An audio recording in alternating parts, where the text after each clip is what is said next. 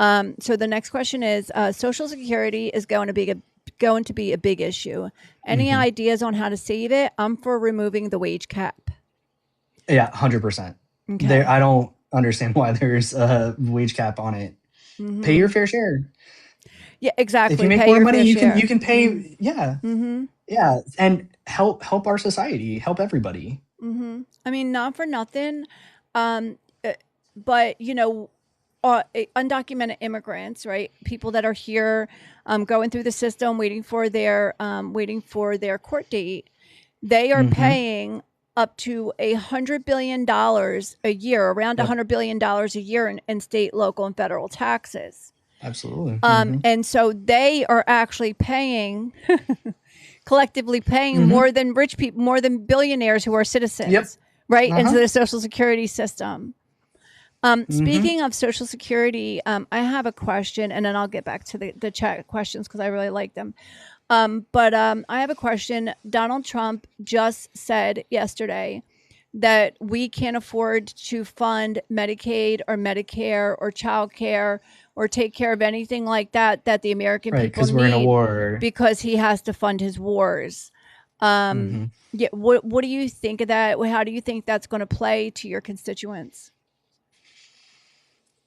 So it's a really interesting position to take because like the MAGA movement seemed to be an America First movement Mm-hmm.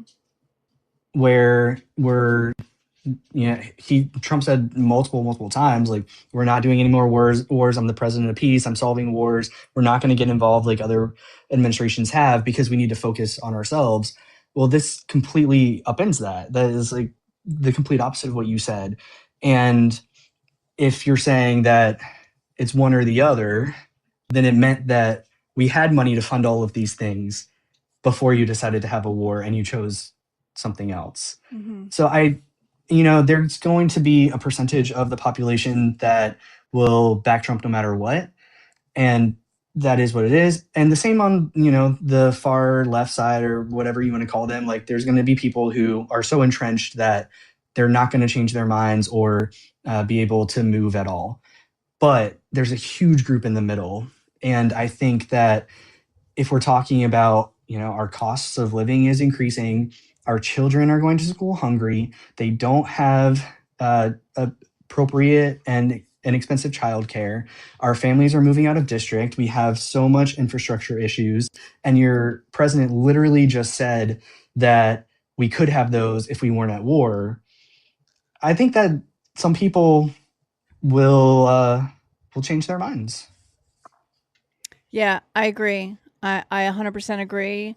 I think that, Medicare, Social Security, all that stuff has been a third rail that Hmm. politicians know you don't mess with that.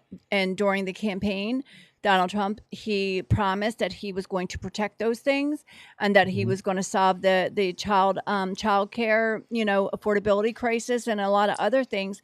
And now he's basically saying y'all are on your own Hmm. because I got to go fight this war that I promised Hmm. I would not even Yep. get into, that I was going to make sure Right. that this didn't happen.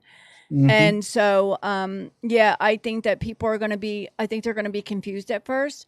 I think they're going to have a hard time with it, like trying to reconcile that. And then they're going to be really pissed. Yeah.